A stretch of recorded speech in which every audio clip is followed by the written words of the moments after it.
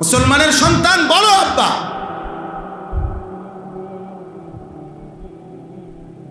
কি কারণ? 3 দেশে মিলে 3টা উদ্বোধনী অনুষ্ঠান হবে, 3টার মধ্যেই অর্ধ উলঙ্গ নারী নাচবে, উত্তাল নাচ হবে। তো ফুটবলের খেলার সাথে নাচের কি সম্পর্ক?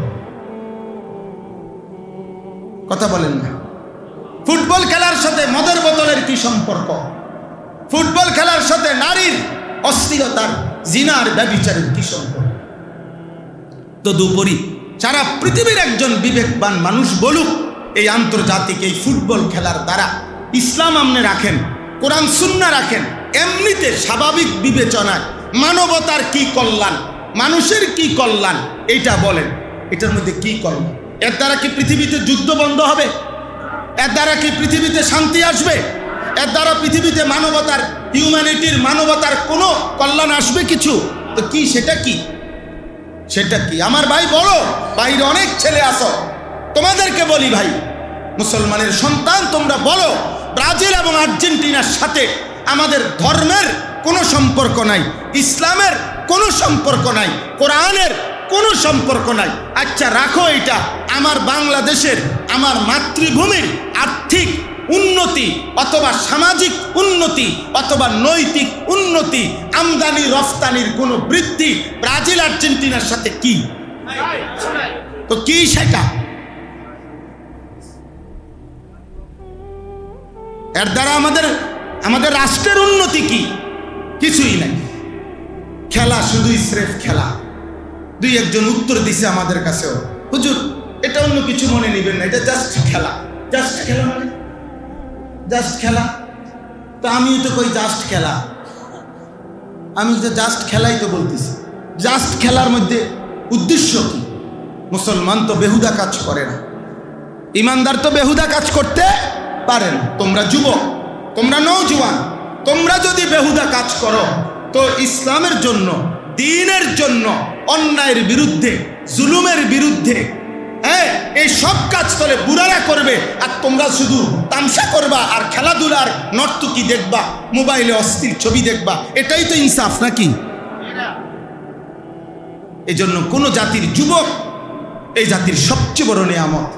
যুব সমাজের মেজাজ পাল্টে গেলে, গুনার দিকে চলে গেলে ওই জাতির অধঃপতন খুব দ্রুত, ওই জাতির অধঃপতন খুব দ্রুত। এই জন্য আমি ব্যক্তিগত চেষ্টা করি আমার সাধ্যটুকু দিয়ে মুসলিম কিশোর নওজোয়ানদেরকে বলতে, দিবারাত্রি বলি, সুযোগ পাই বলি যে আমাদের এই ছেলেদেরকে ফেরানো দরকার। আমাদের অসংখ্য ছেলেদের চেহারা দেখলে বোঝা যায় না এদের মাকে, বাবাকে, এদের বংশ কি, এদের দেশ কোথায়, এদের আল্লাহর সাথে সম্পর্ক কোথায়, রাসূলের সাথে সম্পর্ক কোথায়। 365 দিনে, খোদার 1 বছরে মুসলিম সন্তান একদিনও ফজরের নামাজ পড়ে না। ওর বাবা মা বাইচা আছে কেমনে, ও বাইচা আছে কেমনে? এ কেমন কথা বলে? হযরত আব্দুল্লাহ ইবনে ওমর বলেন রাদিয়াল্লাহু তাআলা আনহুমা, ইজা ফাকাতনাল ইনসানা ফি সালাতিস সুবহি আসানা বিহিজ জান। হযরত আব্দুল্লাহ ইবনে ওমর বলেন, নবীজির সাহাবী, যে নবীজির জামানায় আমাদের নবীজির জামানায় আমরা কাউকে ফজরের নামাজে অনুপস্থিত দেখলে, খোদার কসম তিনি বলেন আমরা তাকে 2টা জিনিস ভাবতাম, হয়তো অসুস্থ, রোগাক্রান্ত, নয়তো মুনাফিক। হয় শরীরের কোনো সমস্যা, নয়তো ইমানের সমস্যা। নয়তো কিসের সমস্যা? ইমানের সমস্যা, মুনাফিক।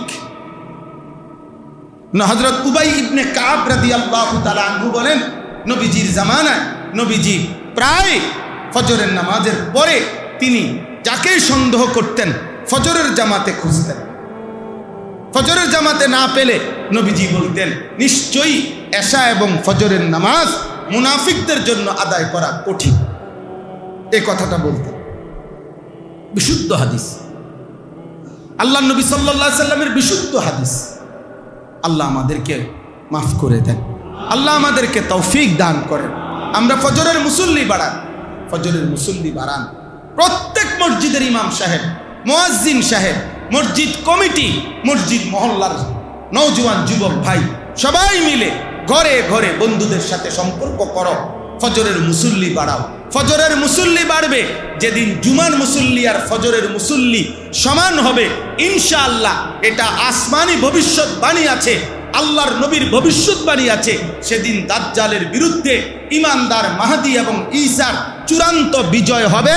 আল্লাহর পুরা জমিনে কালেমার পতাকা উড়বে ইনশাআল্লাহ, ইনশাআল্লাহ, ইনশাআল্লাহ। আরেকটা জিনিস মনে রাখবেন, নবী সাল্লাল্লাহু আলাইহি সাল্লাম যা বলেছেন তা তো হবেই হবেই। আপনি যদি বলেন অতি আবেগ, অতি উৎসাহ, আপনি যদি বলেন ভাবতে পারে, আপনি যদি বলেন মাইক পাইয়া চিল্লাইছে আর কি, না না, আপনি আমাকে ব্যর্থ মনে করতে পারেন, কিন্তু রাসূলুল্লাহ সাল্লাল্লাহু আলাইহি সাল্লামের কথা মিথ্যা হবে না, হবে না, হবে না বেটা, হবে না। নবী সাল্লাল্লাহু আলাইহি সাল্লাম বলছে ফজরের মুসল্লি মাহদীকে খুঁজে পাবে, ফজরের মুসল্লি ঈসাকে খুঁজে পাবে, ফজরের মুসল্লি মাহদী এবং ঈসাকে সাথে নিয়ে দাজ্জালের বিরুদ্ধে, ইহুদিদের বিরুদ্ধে চূড়ান্ত লড়াই করবে ইনশাআল্লাহ, ইনশাআল্লাহ। আল্লাহ তাআলা আমাদেরকে তৌফিক দান করে। আমরা আমাদের জিন্দেগির সংশোধন দরকার। সারা পৃথিবীর আমরা মুসলমান, এখানে যারা আমরা আছি ভাইয়া, আমাদের প্রত্যেকের আমাদের জীবন আমরা সুন্দর করা দরকার। তিনটা জিনিস আমাদের জীবন: 1 নাম্বার ঈমান, 2 নাম্বার তাকওয়া, 3 নাম্বার ইস্তিগফার ও তাওবা। 1 নাম্বার আখিরাতের সফলতার জন্য প্রথমত ঈমান জরুরি, দ্বিতীয়ত তাকওয়া। তাকওয়া মানে গুনাহ থেকে মুক্ত থাকা, ইবাদতে লেগে থাকা। গুনাহ আমি করব না, আমল আমি ছাড়ব না, এর নাম কি?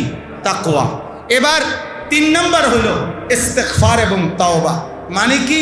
মানে এই মাঝখানের যে কথাটা আমি বলছি, গুনাহ আমি করব না, আমল আমি ছাড়ব না, এটা তো আমি বললাম, এটার উপরে তো আমি মজবুত আছি, আমি তো অব্যাহত চেষ্টা করছি, কিন্তু এটাই বাস্তব যে শত সতর্কতা, শত চেষ্টা, শত সচেতনতার পরেও আমার দ্বারা গুনাহ হবে, আমার আমল ছুটবে। আল্লাহ বলছে কোনো অসুবিধা নাই, যখনই গুনাহ হবে ইস্তিগফার করো, গুনাহ ছেড়ে দিয়ে মাফ চাও। যখনই গুনাহ হবে আবার তওবা করো, ইবাদত নতুন করে শুরু করে আমার কাছে ফিরে আসো। কয় জিনিস? ঈমান বলেন, তাকওয়া, ইস্তিগফার ও তাওবা। এই 3 জিনিস আমাদের জীবন, আখিরাতের জিন্দেগি। এই 3 জিনিস, ঈমান লাগবে, তাকওয়া লাগবে। যখনই তাকওয়া ছুটবে ইস্তিগফার ও তাওবা দিয়ে ঠিক করে নেবে। কোনো ব্যক্তি মনে করেন যদি বলে যে উনি আজকে 40 বছর যাবত এত বড় আল্লাহর ওলি যে উনি সবসময় ওযু অবস্থায় থাকে, এমন আল্লাহর নেক বান্দাদের নাম পৃথিবীতে আছে না? হ্যাঁ, তাহলে বোঝা গেল উনি কোনোদিন পেশাব করে না, না উনি কোনোদিন বাথরুমে যায় না। কে লেগে যাবে? উনি না 40 বছর সর্বদা ওযুর উপরে আছে, তো তুমি পেশাব করলে ওযু তো থাকলো না, ওযু অবস্থা। বুঝাই গেল, এর অর্থ হলো এটাই বুঝাইতে চাচ্ছে, যখনই ওনার ওযু ছুটে যায় উনি সাথে সাথে কি করে ফেলে? ওযু করে ফেলে। এমন লোকের মাঝখানের এই 2 মিনিট, 10 মিনিট, আধা ঘন্টা, 20 মিনিট ওযুবিহীন না থাকাকে ওযুবিহীন না থাকা হিসাবে গণ্য হয় না, মাঝের গ্যাপটাকেও ওযুওয়ালাই বলা হয়। তো ঠিক তেমনি ভাবে আমি তো বন্দেগী করেই যাব, আমি গুনাহ ছাড়তেই থাকবো, কিন্তু আমার জিন্দেগির সিদ্ধান্ত যখনই গুনাহ হবে তখনই আমি আবার ঘুরে দাঁড়াবো, যখনই গুনাহ হবে আমি ছেড়ে দিয়ে মাফ চেয়ে নতুন করে আবার ইবাদত শুরু করে দেব। তো আসমানওয়ালা বলবে, ফেরেশতা আমারে বান্দা পুরা মৃত্যু পর্যন্ত গুনাহবিহীনই ছিল, ইবাদতওয়ালাই ছিল। ফেরেশতা যদি বলে মাঝে মাঝে যে গুনাহ করছে, আল্লাহ বলবে না, মাঝে মাঝে গুনাহ করছে দূর দেখছো, ইস্তিগফার করছে যে দেখো নাই, তাওবা করছে যে দেখো নাই, ও চোখের পানি দেখো নাই, ও কানছে যে দেখো নাই। আল্লাহ আমাকে কবুল করেন। অতএব আব্বা, এটা জরুরি, ইস্তিগফার ও তাওবা আমাদের জিন্দেগির জন্য। গুনাহ আমাদের হবে, কিন্তু গুনাহ আমার সিদ্ধান্ত থাকতে হবে, আমি ডিটারমাইন। মায়ের সিদ্ধান্ত এই বাচ্চাটাকে হাঁটা শিখাইতে হবে। এই জন্য বাচ্চাটা 10 কদম হাঁটা পড়ে গেছে, মা আবার ঘুরে দাঁড় করাইছে, সে আবার দাঁড়াইছে। এবার 20 কদম হাইটা পড়ে গেছে, আবার ঘুরে দাঁড়াইছে। এবার 30 কদম হাইটা পড়ে গেছে, আবার ঘুরে দাঁড়াইছে, এবার 40 কদম হাইটা পড়ে গেছে, আবার ঘুরে দাঁড়াইছে। এভাবে এটাই সহজ হিসাব যে হাঁটার গতি, হাঁটার পরিমাণ বাড়ে, পড়ে যাওয়ার পরিমাণ কমে। একটা পর্যায়ে হইতে পারে এবার 100 বার 100 কদম হাইটা এইবার পড়ছে, এইবার উঠে দাঁড়াইয়া এবার যখন হাঁটে 200 কদম হয়ে গেছে, 400 কদম হয়ে গেছে, সন্তান এইবার আর পড়ে না, এইবার ফুলা দৌড়ায়। এবার শুধু আর হাঁটে না, এবার কি করে? দৌড়ায়। তো আল্লাহর বান্দা গুনাহ হয়ে গেছে, তওবা করে, গুনাহ হয়ে গেছে, আবার তওবা করে, আবার তওবা করে, আবার তওবা করে। আল্লাহ তাআলা একটা পর্যায়ে বান্দাকে বলে, আল্লাহ বান্দাকে বলে, বান্দা যা এবার আমি তোকে ধরে রাখবো, গুনাহই আর হবে না, ইবাদতই আর ছুটবে। ফাকুনতু সামআহু আল্লাযী ইয়াসমাউ বিহি ওয়া বাসারাহু আল্লাযী ইউবসিরু বিহি। আমি তার হাত হয়ে যাব, কান হয়ে যাব, চোখ হয়ে যাব, পা হয়ে যাব। আমি তাকে ভালোই বাসি, আমি ভালোবাসলে গুনাহ হতেই দেব। সুবহানাল্লাহ। শেষ কথা। অতএব আজকে এতটুকু কথা। 1 নাম্বার কথা হলো ইসলাহ জরুরি। আমাদের জীবনের সংশোধন কি জরুরি? কার কার জরুরি? সবার। কার কার জরুরি বলেন? সবার সবার, আমারও আপনাদের, বড় হুজুরেরও, মাজারি হুজুরেরও, ছোট হুজুরেরও, ইমাম সাহেবেরও, মুয়াজ্জিন সাহেবেরও, খাদেম সাহেব, সবার ইসলাহ জরুরি, একবারে সবার জরুরি। আর ইসলাহের জন্য একাকী নিজে নিজে যে হুজুর আমি ভালো হয়ে চলবো, আপনি পারতেন না। এটা সিস্টেম নাই, যেটা সিস্টেমে নাই এটা আপনি পারতেন না। নিজে নিজে ভালো হয়ে চলা যায় না। নিজে নিজে একলা চললে আল্লাহ নবী সাল্লাল্লাহু আলাইহি সাল্লাম বলছে শয়তান তাকে ধরে ফেলে। নবীজি বলছে বিচ্ছিন্ন বকরিকে বাঘে কি করে ফেলে? ধরে ফেলে। একলা চললে হবে না, কাজে কারো তত্ত্বাবধানে চলতে হবে, কোন আল্লাহওয়ালার তত্ত্বাবধানে চলতে হবে। আমার শায়েখ আল্লামা মুফতি মুশতাকুন নবী কাসিমি, হ্যাঁ,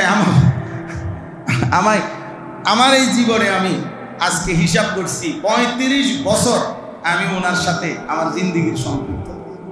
35 বছর একদিন। আমায় জীবনে অসংখ্যবার এমন এমন বুদ্ধি নিয়ে ওনার কাছে বলছি, হ্যাঁ হুজুরে আমার শত শত বুদ্ধি শায়েখে থামাই দিছে। প্রথম একটা মিনিটের মধ্যে উড়াই ফেলাই দিছে, এরকম বহু বুদ্ধি। তা আমার একজন বলছে, মানে আমি নিজেও বুঝি যে শুধু আমি যদি আমার বুদ্ধিতে দিনই কাজ করতে, একটা ফ্যাঁস ফুস লাগিয়া গেল, অনেক কিছুই কি বেড়াতারা লাগিয়া কিচ্ছুই হলো না। কিন্তু ওই যে ওনারে মানি, যখনই চাইছি বহু কিছু, কোনোটা অনুমতি দিছে, কোনোটা কি থামাই দিছে, থামাই দিছে। আলহামদুলিল্লাহ, এতে জিন্দেগি সুন্দর হয়েছে, এতে জীবন ভালো চলছে। আল্লাহর দয়ায়, আল্লাহর দয়া, আল্লাহর ফজল, আল্লাহর ফজল। আল্লাহ সমস্ত উলামায়ে কেরাম, বিশেষ করে উঠতি উলামায়ে কেরাম, আপনারা আল্লাহওয়ালা উলামায়ে কেরামের তত্ত্বাবধানে নিজের দ্বীনি কাজের ফিকির করেন। ফেসবুক দিয়া হবে না, ফেসবুক দিয়া, ইউটিউব দিয়া হবে না আব্বা, এগুলা থাকবে না, এগুলা থাকবে না। আমার বয়স 45 বছর, আমি এই ব্রাহ্মণবাড়িয়ার ছাত্র, আমি দারুল আরকামের ছাত্র। সর্বপ্রথম যেই ছাত্রদেরকে দিয়ে দারুল আরকাম মাদ্রাসা শুরু হয়েছে, আমি সেই বেইসের ছাত্র। আমি 1993 বেইসের ছাত্র। আমাদেরকে দিয়েই দারুল আরকাম মাদ্রাসা শুরু হয়েছে।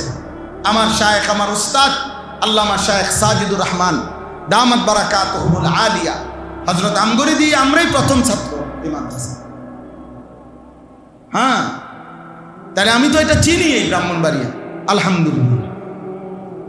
এই জন্য এটা আপনাদের কাছে আমানতের সাথে, ইনসাফের সাথে বলতেছি, আমরা প্রত্যেকেই আল্লাহওয়ালার তত্ত্বাবধানে থাকবো ইনশাআল্লাহ। বলেন ইনশাআল্লাহ। আর 2 নাম্বার, এই আয়াতগুলো সামনে রেখে তর্জমা বলে দিচ্ছি এক্ষুনি, বাকি আমার মূল বক্তব্য এই আয়াত। সূরা হুদের 5টা আয়াত আমি পড়ছি একটা কথাই বলার জন্য, যে আমাদের জীবনের মোট 3টা অংশ। কয়টা অংশ? 1, ঈমান। বলেন কি? ঈমান। ঈমান যেন ঠিক থাকে, কুফর যেন না হয়, শিরিক যেন না হয়। কি করলে কুফর হয়, কি করলে শিরিক হয়, এটা আপনি 2 2 কত 6, 4 4 কত 12, এইটা যেমন স্পষ্ট আপনার কাছে, খোদার কসম কুফর কি করলে হয়, শিরিক কি করলে হয়, এটা এমন স্পষ্ট হওয়া উচিত। এখন যে দুপুর, এটা আপনাদের কাছে ক্লিয়ার তো? কি এখন এটা যেমন স্পষ্ট, এরকম স্পষ্ট হবে। এখন যে রাত্র 12টা বাজে, এটা স্পষ্ট তো? কয়টা? এটা যেমন স্পষ্ট, আপনার ঈমান এমন স্পষ্ট হওয়া উচিত। আপনি জানা উচিত কি করলে কুফর হয়, কি করলে শিরিক হয়। এটা বাড়ির কাজ দিলাম, আপনি জানেন, কথা বুঝছেন নাই? আপনি জেনে নিবেন, ওলামায়ে কেরামের কাছ থেকে শুনে নিবেন, আপনি পড়ে নিবেন, আপনি ওলামায়ে কেরামের কাছ থেকে নিবেন। ইমানের মধ্যে যেন কুফরি না হয়, ইমানের মধ্যে যেন শিরিক না হয়, শিরিক না হয়, শিরিক না হয়। 2 নাম্বার হলো তাকওয়া। 2 নাম্বার কি বলেন না? তাকওয়া। ইয়া আইয়ুহাল্লাযীনা আমানুত্তাকুল্লাহ ইত্তাকুল্লাহ ইত্তাকুল্লাহ ইত্তাকুল্লাহ। তাকওয়া, তাকওয়া মানে তারকুল মুনকারাত, ফি'লুল খায়রাত, গুনাহগুলো ছেড়ে দেওয়া, আদেশগুলো পালন করা। গুনাহ আমি করব না, আদেশ আমি ছাড়ব না। বলেন কি? ছাড়বো। এটা আমার শায়েখ শিখা আল্লামা মুফতি মুশতাকুন নবী কাসিমি হুজুর এমনি সহজে বলে, এই জন্য আমরা বললাম গুনাহ আমি করব না, আদেশ আমি কি ছাড়ব। কিন্তু 3 নাম্বার হলো ইস্তিগফার ও তাওবা। বলেন 3 নাম্বার কি?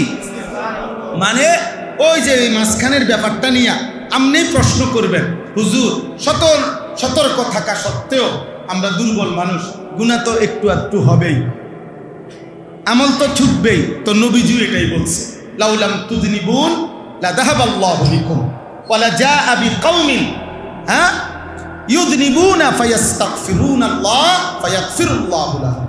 নবীজি বলছেন, যদি তোমাদের গুনাহই না হইতো তাহলে আল্লাহ তোমাদেরকে সরিয়ে দিতেন, নতুন মানুষ তৈরি করতেন, এমন যাদের গুনাহ হবে তো তারা ইস্তিগফার করবে আর আল্লাহ মাফ করে দিবে।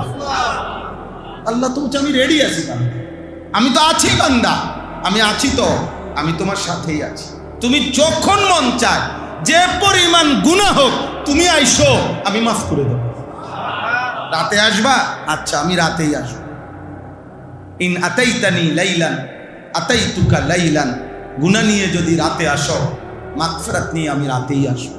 সুবহানাল্লাহ। ইন আতাইতানি নাহারান আতাইতুকা নাহারা, আমার বান্দা যদি গুনাহ নিয়ে দিনের আলোতে আসো, আমি মাগফিরাত নিয়ে দিনের আলোতেই আসবো। তুমি আসবে যখন, আমিও আসবো। ইন্নাকা ইন আতাইতানি বিকিরাবিল আরদি খাতায়া সুম্মা ইস্তাগফারতানি লা তুশরিক বি শাইআ লা আতাইতুকা বিকিরাবিহা মাগফিরাহ। আল্লাহ বলে, বনি আদম, জমিনের বালুকণা সম পরিমাণ গুনাহ নিয়ে যদি আমার কাছে আসো, আর যদি আমার কাছে মাফ চাও, আমার থেকে শিরিক থেকে যদি মুক্ত থাকো, সম পরিমাণ মাগফিরাত দিয়ে আমি তোমার কাছে আসব। ইন্নাল্লাহা ইয়াবসুতু ইয়াদাহু বিল-লাইল লিয়াতুবা মুসিউন নাহার ওয়া ইন্নাল্লাহা ইয়াবসুতু ইয়াদাহু বিন-নাহার লিয়াতুবা মুসিউল লাইল। নবীজি বলেন, আল্লাহ তাআলা রাত গভীরে তার কুদরতি হাত বাড়ায়া দেয়, আয় বান্দা, সারা দিন যা গুনাহ করেছো, এখন মাফ চাও, মাফ করে দাও, মাফ করে। দিনের আলোতে আল্লাহ হাত বাড়িয়ে রাখে, কুদরতি হাত, বান্দা সারা রাত যারা গুনাহ করেছ, আও আমার কাছে, গুনাহ ছেড়ে দাও, তওবা করো, আমি মাফ করে দাও। তাহলে 3 নাম্বার হলো ইস্তিগফার ও তাওবা। বলেন না, এটাই শেষ।